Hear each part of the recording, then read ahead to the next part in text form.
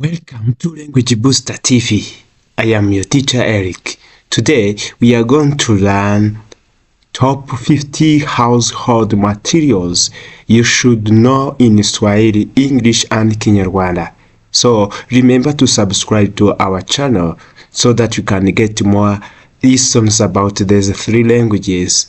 So welcome to today's lesson. Let's go. Are you ready for the lesson of today?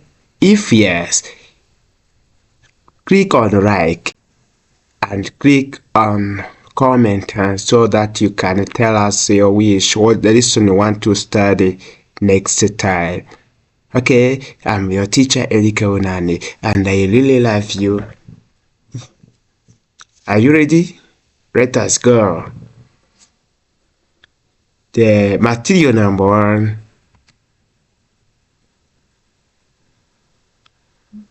Material number one. Are you ready for the lesson of today? Yes. First of all, before we go, continue to subscribe.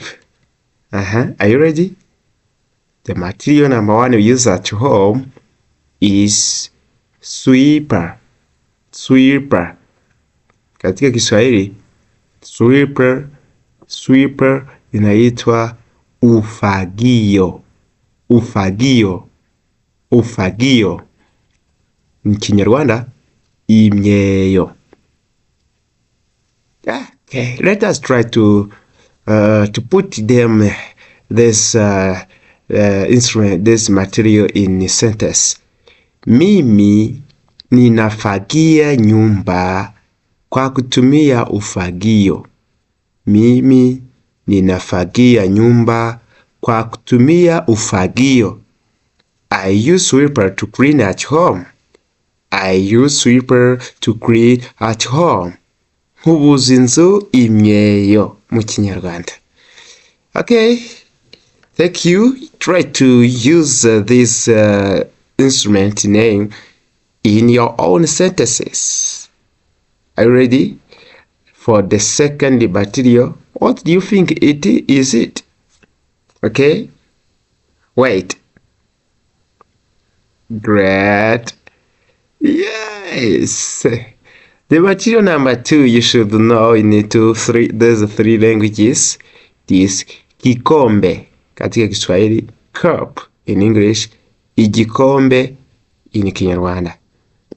In Kinyarwanda church. Kikombe. Repeat. Kikombe. Sema kikombe. Cup. Mu Kinyarwanda igikombe. Ninakunywa maziwa kwa kutumia kikombe. I use a cup to drink milk. Nywesha mata igikombe. Just. Okay, try to use this name kikombe, cup, and igikombe to make three sentences in both three languages. Right. Are you ready for the item number three? Yes. Wait a moment. What is it? Sahani. Plates. Mu Kinyarwanda, amasahani. Nyumbani tunakula kwa sahani. At home we eat on plates. Mu rugo turira ku masahani. Okay? Try to use this name also in your own sentences.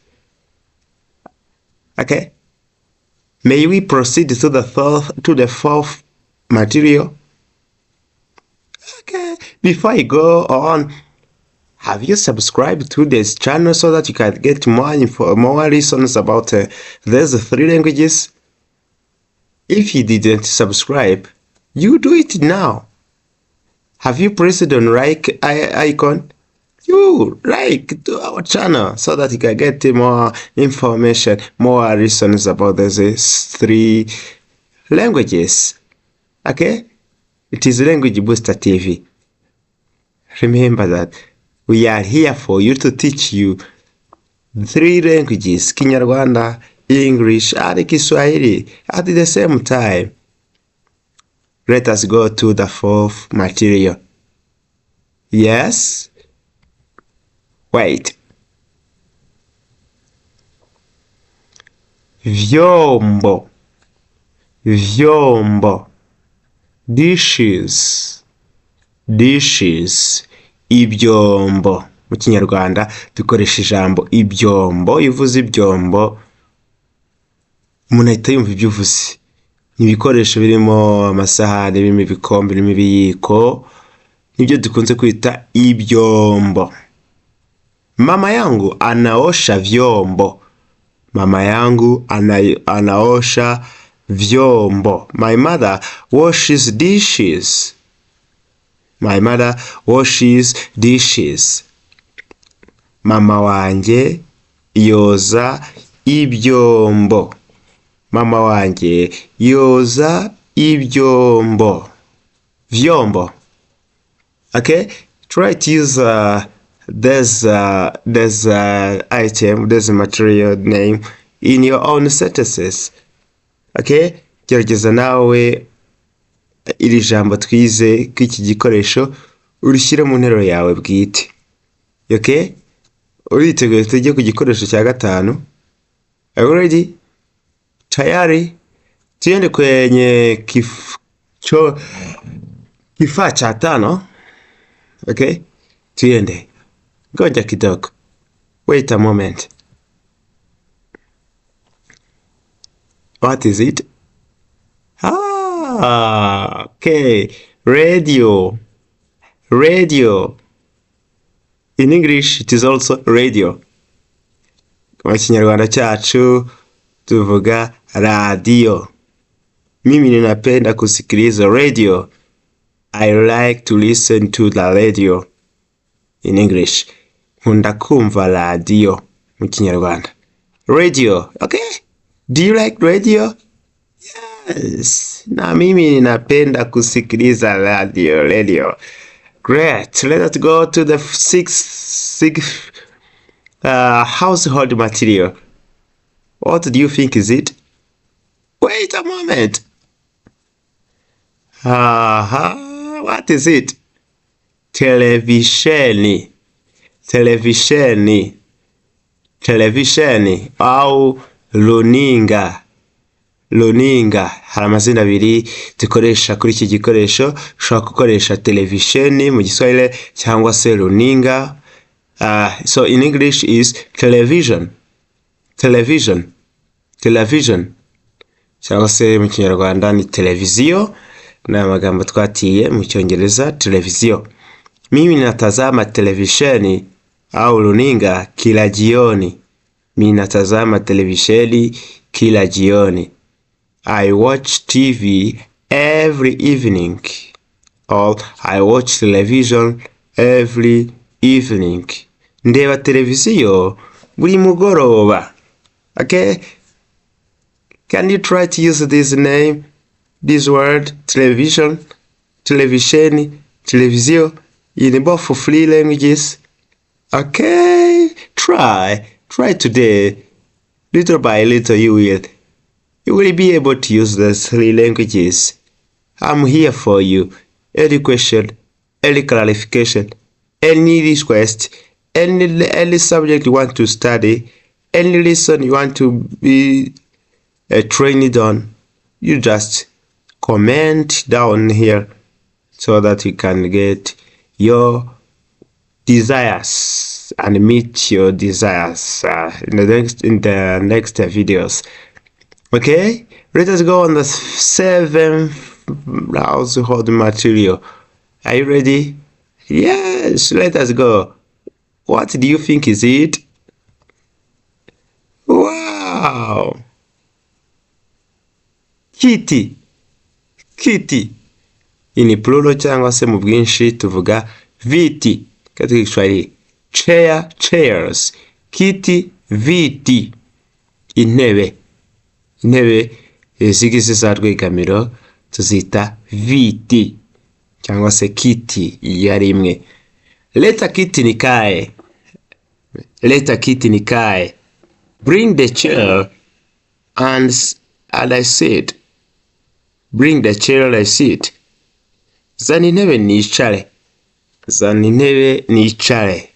Leta kiti nikae. Leta kiti nikae. Zana intebe nicare. Bring the chair and I sit. Okay? Yes, good. Let us go to the eighth material. Are you ready? Yes. What is it? What do you think is it? Right. Yes.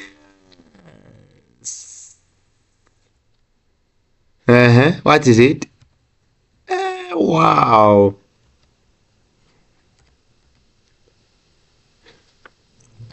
Okay. Liz. Sufuria.